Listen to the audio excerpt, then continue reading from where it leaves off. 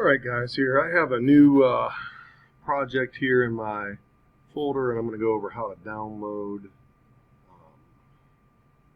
the parametric, or I'm sorry, not parametric, but the Fusion 360 VexIQ part model files, how to do this efficiently. So I'm going to go ahead and click on this, and it's going to download it here. You can see I've already downloaded it once, but I'm going to go ahead. And I'm going to go ahead and click where it's downloaded, which is in my downloads folder.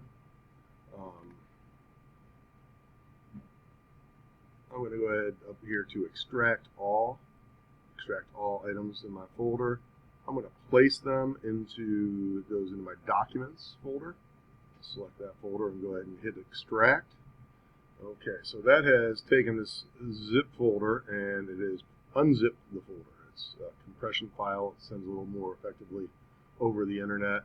And now if I were to open up my File Explorer with the folder, you'll see that if I go to Documents, in here I have a bunch of step files. If I go by type, I have a bunch of step files which I just downloaded. That's here to here. So I'm going to go back into Fusion now and go ahead and go to File.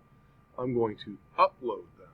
It allows me to do it in one step. I'm going to select Files. I'm going to go into my Documents, and I'm going to go to the Step Files.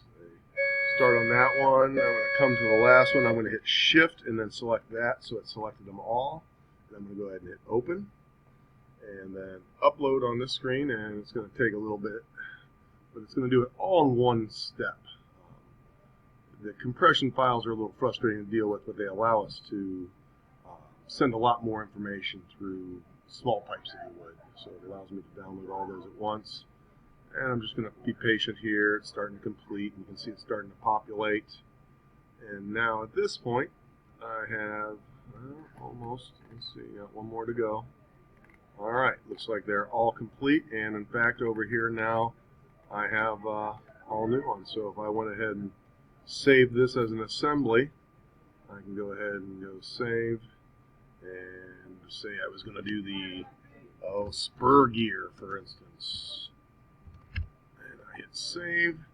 I would now be able to right click on this 12 tooth gear and insert it right in there, and sure enough I can do that. So this will save you any issues, so please watch this whole video and then go ahead and do it. Good luck.